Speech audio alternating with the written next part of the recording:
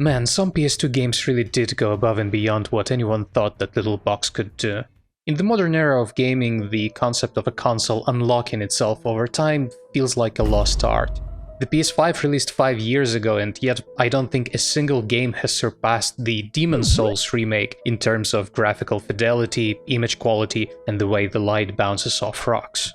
And I know what you're going to say, that's because consoles now are just PCs in a little box. And you'd be right, they did that because no one wanted another PlayStation 3, another decade-old hostage situation where every developer had to learn the arcane black magic of Sony's Cell processor, a processor designed by a man who looked at human suffering and said, "Let's gamify it." And yet, despite all the pain, despite all the nightmares, despite the fact that owning a PS3 in 2009 meant you were stuck playing the worst port of Bayonetta ever made, I loved that machine, and so did a lot of people, because once a dev team passionate enough tamed it, it gave us magic. Well, the PlayStation 2 was also like that. It was harder to develop for than the Xbox, it was harder to develop for than the GameCube, and it was weaker than both these consoles. But the difference was, it didn't matter, because the PS2 wasn't just a console, it was the market. If you were making games in 2003, you were making them for PS2. You didn't have a choice. The audience was there, the numbers were there, the culture was there. And if you were a developer, you didn't get to say, "This is too hard." You got to say, "Guess we're learning assembly tonight." So when you look at the PS2 generation from start to finish, it feels like two generations lived in one machine. Early PS2 games looked like this, and then later, the PS2 could do this. That's not just progress, that's metamorphosis. That's a caterpillar turning into Jet Li and then hitting you in the face with a metal pipe. And before you accuse me of being a graphics snob, which would be weird considering my entire channel is based around playing games from 20 years ago, I'll say this. I agree with you. Graphics don't really matter if the game beneath them doesn't sing. And the reason this game is here today, on my list of 20 PS2 games I need to experience before I die, is because Jet Li Rise to Honor sings. Not just in pixels or polygons, but in punches, in kicks, in the way it makes you feel like your DualShock sticks are a pair of fists and the world is your Hong Kong crime epic. My first introduction to Jet Li Rise to Honor happened around October of 2005. And I know this because I measure my life in consoles. And at that point, I was deep into the PS2 era. Deep enough that the greatest hits shelf felt like a history book, and I was the guy who skimmed every chapter. I had played the games you were supposed to play, the games that made critics cry, the games that got perfect scores in Famitsu. So, if I was to describe my mind state, it was pretty open, like a clearance bin at a video game store. And there I saw it. The cover. A face I didn't fully know, but a name I did. Jet Li. Regretfully, I had never seen a Jet Li movie, but I knew the name, because my friends and I had long heated playground debates about who would win, Jet Li or Jackie Chan. Now Jackie Chan's movies, I had seen them, and I loved him. He was like a human cartoon, a man who turned ladders into weapons and pain into performance art. Jet Li was the other guy, the mystery. The quiet killer in our hypothetical Kung Fu cinematic universe. I flipped the case over. Jet Li was there, punching guys in the streets, kicking guys in the restaurants, and then there it was. The image that sold me. Jet Li, guns in both hands, flying through the air like he had a PhD in the Matrix. And I thought, I love the Matrix, and I love bullet time. And I love the idea of playing a game where I get to be the human embodiment of slow motion. So I did what every self-respecting teenager did in 2005. I bought the game. And by bought, I mean I walked out of the store with a bootleg disc in my hand and hope in my heart. I went home, slid that DVD disc into my fat PS2's model's disc tray, and the first thing I remember, the thing that melted my brain like chip chocolate in the sun, was the control scheme. This game didn't make you press square or triangle, it made you fight with the right analog stick. You flicked the stick, and Jet Li flicked his limbs. that made me feel like I was rewriting the laws of kung fu physics in real time. Today, you might shrug at that mechanic and say, Sifu does that, kind of. And you'd be right, but in 2005, for my past self, this felt like the future. I thought to myself, video games will never stop amazing me. I was naive, of course, because the truth is, I don't remember finishing Rise to Honor. I don't even remember the second level. Why did I abandon it despite being so impressed? Who knows? Maybe I had school exams. Maybe Kingdom Hearts 2 came out and I built my whole teenage identity around that game and forgot Jet Li like an old photo in a cracked frame. But the fact is, I never went back. That is, until today. So join me as I step back in time and return to this game to find out whether I abandoned a masterpiece or just dodged a bullet in slow motion. My name is Serge, and this is Jet Li Rise to Honor.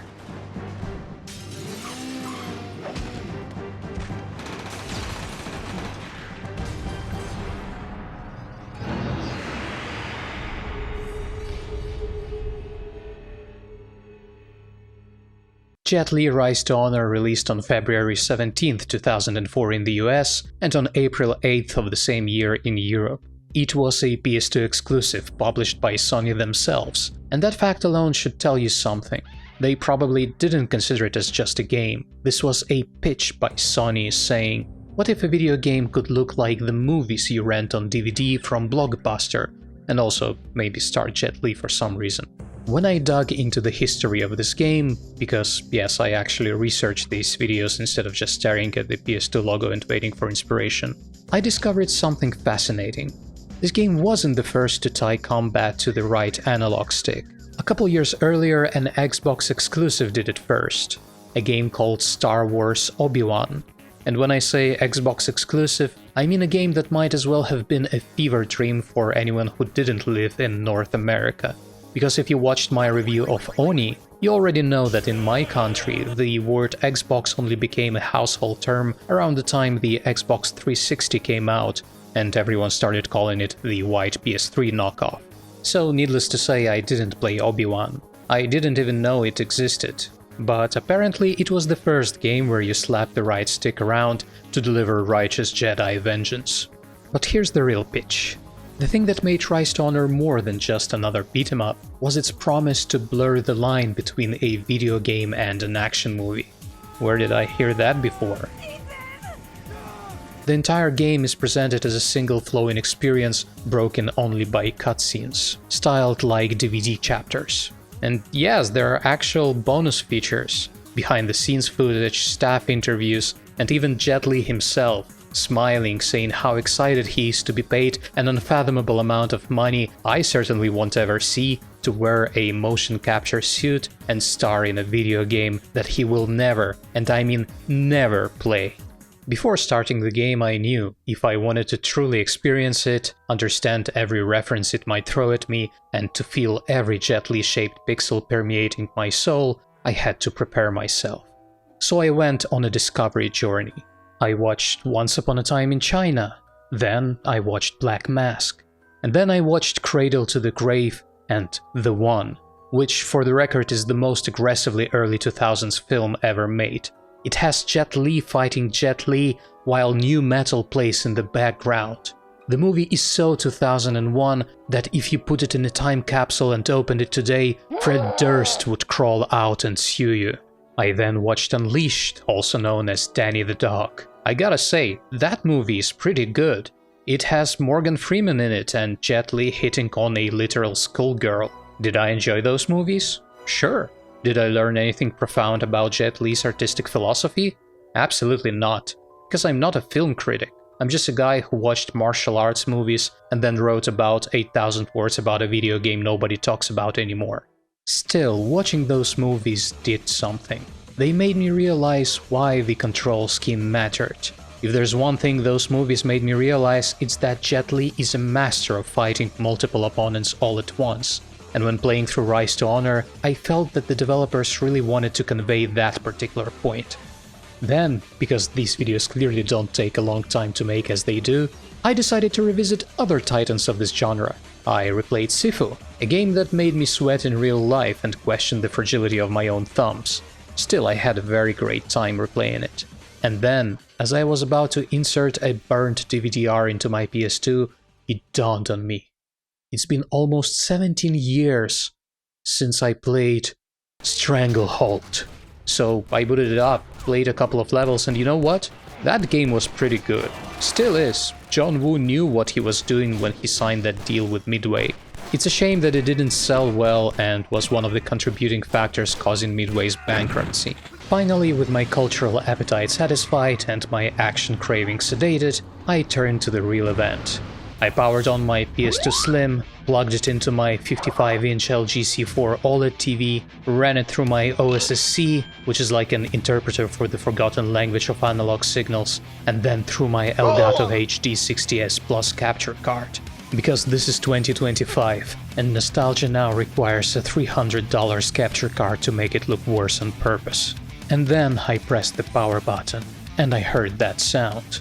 The sound of a disc spinning in a machine that shouldn't still work, but does. And for a moment, I felt like I was back in 2005, except now I have OLED black levels and midlife crisis. The game begins like every great Hong Kong crime film begins, with a man in a suit, a conversation that sounds important, and an envelope that will apparently change the course of our characters' lives. Our protagonist is named Kit. Kit is played, or rather motion captured, by Jet Li himself. And Kit is a bodyguard for Mr. Yun, a respected mafia boss who radiates wisdom and holds power the way a household cat holds disdain. We also learn through a few lines of dialogue that Kit's father was also in the business, because in video games, crime, like I call her, is genetic. Everything seems calm until some thug, and by thug I mean a man who looks like he just got rejected from a Yakuza game, grabs Mr. Yun's envelope. An envelope that Mr. Yun is holding with all the security of a man who has never used a pocket in his life. And then, control is yours.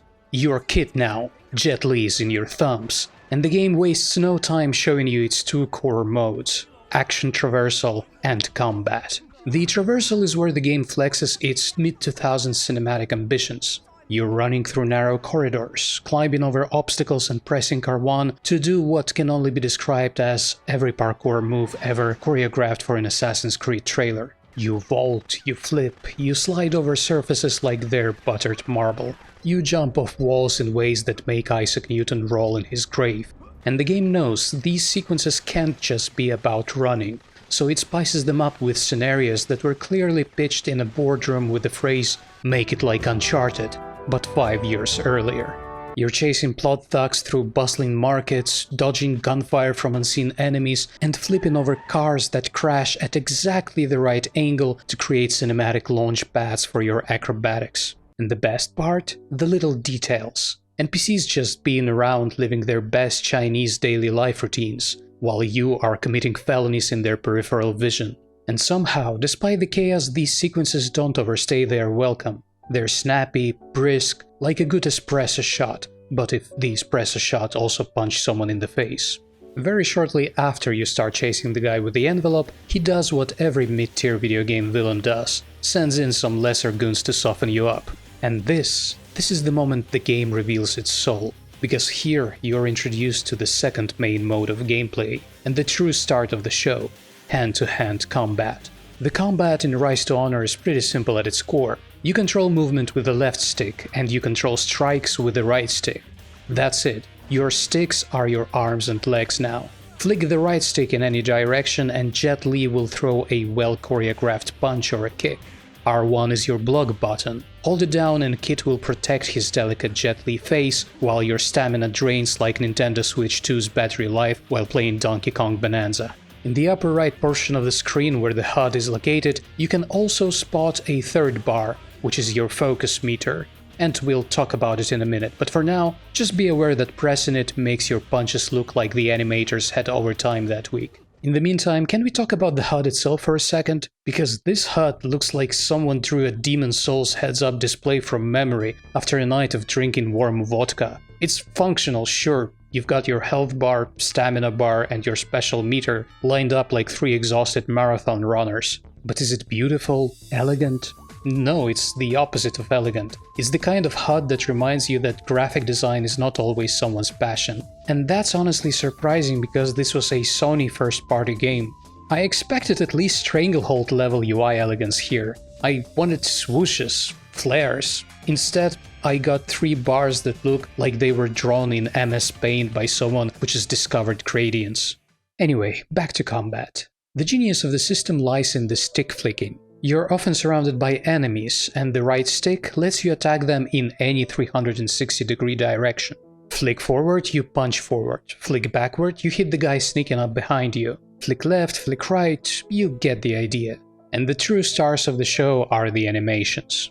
Every move Kid performs was motion captured by Jet Li himself. In 2004 this was sorcery. Sony didn't just pay for his likeness, they paid for his bones, the way his spine bends when he Superman punches men around, and somehow it doesn't just look good, they made it feel good. Sony didn't just make a game that looked cinematic, they made a game that felt cinematic, without feeling sluggish, and that, my friends, is a rare miracle even in the modern era of gaming.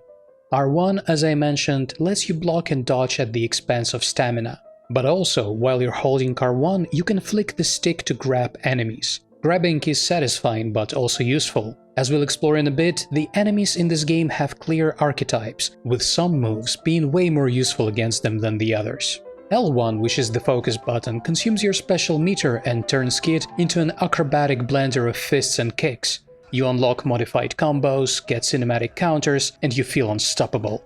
For about 5 seconds. Because the game respects you enough to remind you that you're not actually Jet Li. You're just a person flicking sticks in their living room pretending to be Jet Li. And the beauty of it all is that it just works. This combat system is simple but not shallow. Don't get me wrong, we don't get the depths of Devil May Cry 3 here, but Jet Li Rise to Honor still gives you enough flexibility to improvise, enough style to impress yourself, and enough context-sensitive actions to make you feel like you're choreographing your own fight scenes. And it does all this with only 4 fingers being required out of you. 2 sticks, 2 shoulder buttons, that's it. No 8-button combos, half-circle motions, just you, Jet Li, and the purest act of violence a thumb can commit. After some chase sequences, the game finally introduces its second core mode of combat, gunfights. Now, in modern gaming we take it for granted that if you want to shoot a gun, you aim with the left trigger, pull the right trigger, and maybe crouch behind some waist-high concrete walls while waiting for your health bar to regenerate like Wolverine. It's so ingrained you don't even think about it. But this was 2004, the Wild West of third-person shooters. This was before we had an agreed-upon Bible for what a trigger should do in a video game. So in Rise to Honor, gun combat doesn't just exist, it coexists with fist combat. The right analog still aims, except here you don't really aim so much as you politely gesture in the direction of a man's torso and the game auto-locks for you. And then shooting is just tapping R1, the same button you use to block in melee combat. Which is confusing but also kind of beautiful, because in this game punching and shooting aren't different languages. They're the same sentence spoken in 2 different dialects. And then we get to the good part, the focus meter during gunfights. You press L1 and time halts. Jet Li flies through the air, guns akimbo, like he's auditioning for a John Woo movie directed by Zack Snyder. For a brief shimmering moment, you become unstoppable. You're allowed to murder half a dozen enemies in slow motion, while invulnerability frames wrap you like a warm blanket. This right here was the feeling I bought the game for. This was the promise the cover art whispered to me, and it still delivers. Because for 2 or 3 seconds you're not just flicking sticks. You're Jet Li, and you're also Neo, and maybe Max Payne, but mostly Jet Li. Now, are the gunfights deep? No, they're not deep. They are a breath of fresh air. They are a palate cleanser between courses of punching and kicking. And aside from one notorious bad section near the end of the game, they actually work. They provide just enough variety to keep the 5-hour runtime feeling like a roller coaster that never pauses long enough for you to wonder why you got on in the first place. This is where I have to stop and commend the developers, because pacing is everything in games like this. And Rise to Honor, I'd say it nails its pacing pretty well. You'll chase, you'll punch, you'll shoot, you'll even stealth. And in those 5 hours you probably won't get bored. Frustrated? Yeah, absolutely. But bored? Unlikely. So where does the frustration come from? Mostly from the enemy's design, and from the fact that Rise to Honor sometimes feels like you're being bitten by a kung fu action movie junkie. At first, it's fine. You're fighting regular goons and they're not a problem. They're more like the human equivalent of a stress ball. But then the game escalates. Suddenly, you're fighting martial artists. Martial artists with ranks, with hidden resistances, with rules the game never tells you about. It's like playing rock, paper, scissors, except you don't know which one beats which, and also rock sometimes smashes you against an aquarium.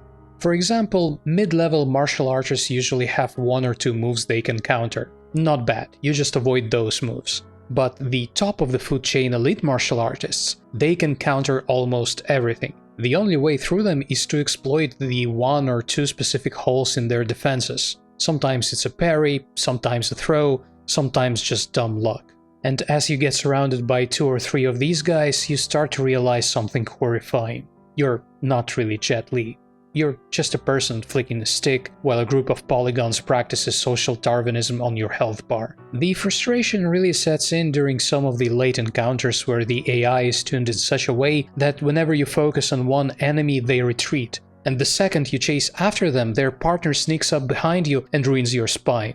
These fights aren't tests of skill, they're tests of patience. They're the video game equivalent of waiting in line at the DMV. You don't win because you're good, you win because you endured.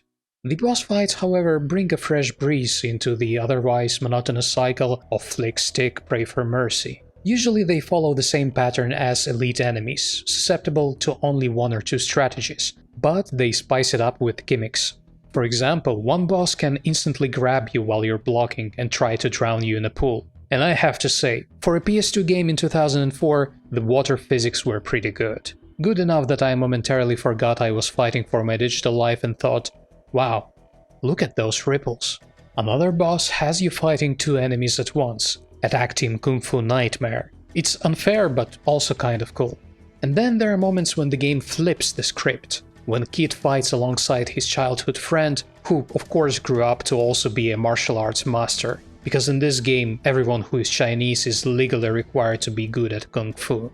As you play, you can't help but notice that you fight hundreds of enemies. By the end, the body count is absurd. Nathan Drake kills a lot of mercenaries in Uncharted, but Kid murders enough people to depopulate a small city. And it's especially funny when you remember that Kid is a cop. This man is technically a law enforcement officer, and yet he racks up a body count that makes Rambo look restrained. When the credits roll, you realize something deeply uncomfortable. You just spent 5 hours helping Jet Li commit crimes against humanity, all because of one envelope. And that is a good segue into the game's plot. In essence, the story of Jet Li Rise to Honor is your classic cop goes undercover tale, mixed with a generous coating of Chinese mafia melodrama. Shortly after the game begins, our boss, Mr. Yun, gets murdered, and with his dying breath, he hands Kit an envelope with his last will. He makes Kit promise to deliver it to his daughter, who escaped to America, trying to outrun her family's criminal shadow. Of course, the murder was orchestrated by Mr. Yun's right-hand man Quan, a man so cartoonishly evil he probably eats puppies for breakfast. Quan wants to seize the crime family, take the assets, and crown himself king. Kit, of course, can't let that happen, partially because he made a promise, and partially because Mr. Yun's daughter is Kit's childhood friend. And partially because, oh right, Kit is actually an undercover cop. Because every story like this has to remind you that cops are people too, even if those people commit more murder in one evening than the population of a mid-sized village. So off we go, to America, to reunions and betrayals, to shootouts and stealth sequences that redefine the world's stealth as walking at a slightly more cautious pace, to boss fights and gimmicks, losses and gains, heartbreaks and happy endings. And by the credits, what we have is exactly what you'd expect. A martial arts action movie in playable form. Nothing deeper, nothing profound, but entertaining. The kind of entertainment that doesn't linger in your soul, but does stick in your muscle memory. So yeah, I'd say I did miss out by not finishing this back in 2005. Because here in 2025, I can say this game holds up. It's a fascinating little showcase of Sony's early cinematic ambitions, a signpost on the road that would eventually lead to Uncharted, to The Last of Us, to all those games you either worship or despise, depending on how many cutscenes and slow walking sequences you can stomach. And that leaves me with a dangerous thought, a question. What if Jet Li Rise to Honor, this quirky, short, forgotten PS2 brawler, is actually responsible for the movie slop era of gaming we complain about today? And I'll let you think about that. Let me know in the comments if you believe Jet Li doomed us all. As for me, next time I'll take you to the land of Oz, but not the Oz you know, the anime ARPG Oz, so look forward to that. And in the meantime, if you liked this trip down the PS2 memory lane, please subscribe, ring the bell, sacrifice your algorithmic offering at the altar of YouTube. And if you're new here, check out the other videos in the series. My name is Serge, this was Jet Li Rise to Honor, and I'll see you all next time.